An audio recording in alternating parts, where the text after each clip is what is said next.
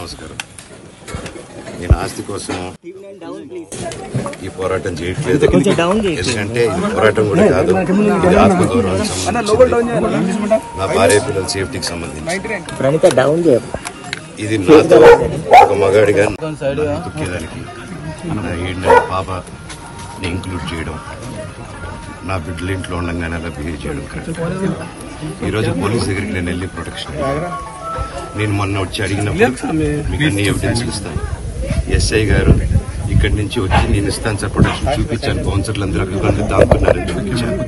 అది కొంచెం చూసి ఓకే సార్ ధైర్యం ఉంటే మేము ఎక్కడికి వెళ్ళట్లేదని చెప్పి మాట్లాడి పారిపోయారు. ఇప్పుడు కానిస్టేబుల్స్ వచ్చి అందరూ నా మనుషులందరినీ భయపించి ఇప్పుడు వాళ్ళ పేర్లు తీసుకుని బెదరగొట్టి మా మనుషులు పంపించేసి వేరే బాడీ గార్డ్ లోపల పంపించున్నారు సార్. ఏం జరిగిందండి అసలు? గొడవలు ఎందుకు జరిగాయి? మిమ్మల్ని ఎందుకు డిపార్ట్మెంట్ ఎందుకు వన్ సైడ్ తీసుకుంటున్నారు? కంప్లైంట్ తీసుకున్న తర్వాత వాళ్ళకి ఏ అధికారం ఉంది?